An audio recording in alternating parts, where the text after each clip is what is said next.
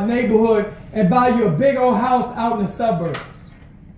And that's exactly what I did. I graduated from high school in 1981, reading at best on the 6th grade level. Because back then, if you was light-skinned and you had a big afro, they will push you through class. If you would shut up, you would get a D if you just shut up. Who knows what I'm talking about? I played that game really good. But only to find out when I graduated in 1981, I couldn't read. And by God's grace, I was able to get a good government job. And what came with that good government job was a lot of ego and arrogance. And I thought I had made it out of the ghetto. And what happened was, I got this good government job, and I started partying like a rock star. Who remember the 80s? When the cocaine was flowing. And I started with weed, and I moved up, I graduated to cocaine. And by 1983 to 87, I was a slave to cocaine. I lost everything, hit rock bottom. And I was healed from addiction, long story short, by God's grace. And from there, by 1981, I started driving a bus. A city bus in Washington, D.C. And I drove this bus. I was so grateful to get back. I drove this bus 80 to 100 hours a week, 6 to 7 days a week for 18 years. I had become institutionalized on a bus. I made 6 figures with overtime. My wife made 6 figures. And what we did, just like Mama said, we bought a big old house out in the suburbs of Washington, D.C. $1 million community. But I found myself in 2006 on the bus, driving the bus in the ghetto to pay for a house that I couldn't afford. I had a nice Lexus smoked off the 20s. Y'all know how we do it. With the check engine light on. Ain't that how we do it? With the check engine light on. And I was 44 years old, and I looked up, I said, you know what, this ain't working. My wife don't like me and my kids don't know me. Because I become institutionalized on the bus. And that's when I was introduced to this industry. And here's the real. Most of us in our community, this industry is only 10% African American.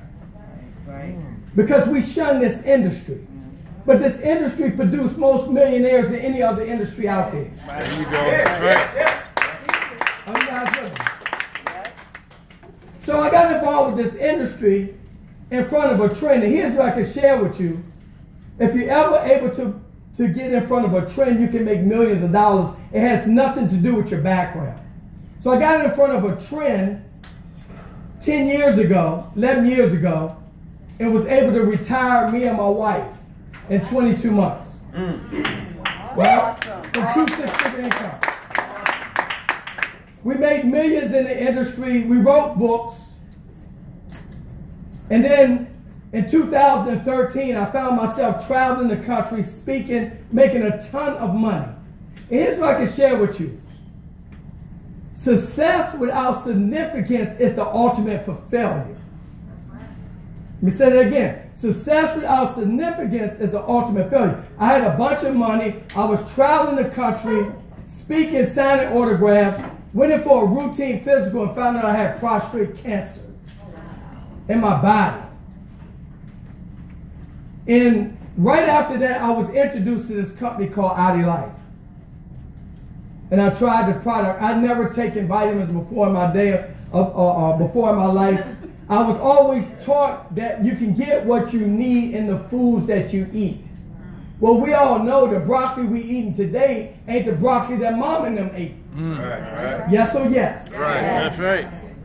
Started taking the vitamins, fell in love with the product, then flew down to Dallas, met the co-founders, got to kick the tires. And we decided, I went back to Frank Kimbrough, who's my right-hand man. I said, Frank, we need to take a closer look at this company. And we joined this company October 1st, 2015. Now, let me just share this with you. This is not about money. We're not chasing money. We started this movement called Healthy, Wealthy, Wise. Okay? And here's why. Our people are sick. Yes, that's right. How many, by show of hands, how many of you guys know somebody that's sick in your family right now?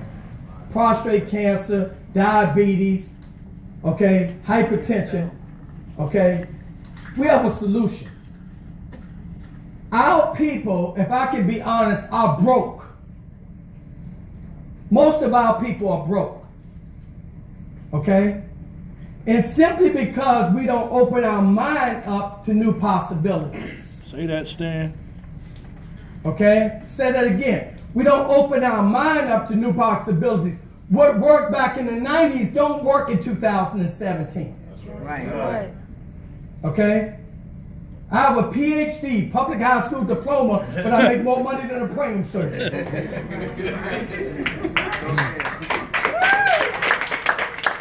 Education is great, but it's not enough.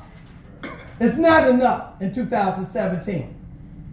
So what we have to do as a people, we have to open our mind up.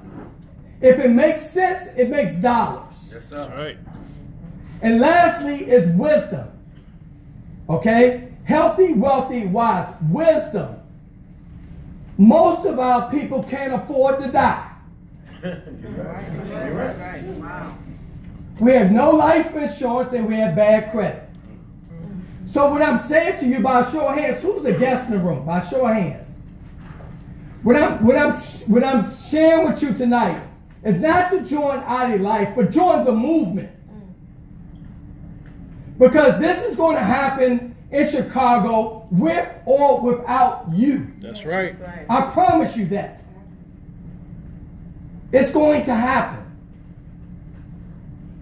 Because we have a product that everybody needs that nobody has.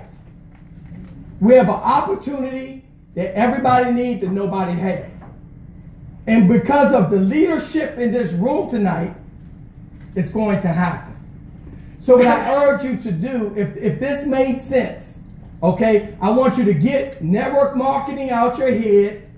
I want you to get ID Life out your head. I want you to join the movement because our community is our responsibility. Yes, Period, point blank, in the story. Nobody's going to stop the killing in Chicago but us. And until we become owners, it's not going to happen. That's right. It's not going to happen driving the bus or your good government job. It's not going to stop the violence until we become owners. That's right. Then we will have a voice at the table. Does this make sense? Yes.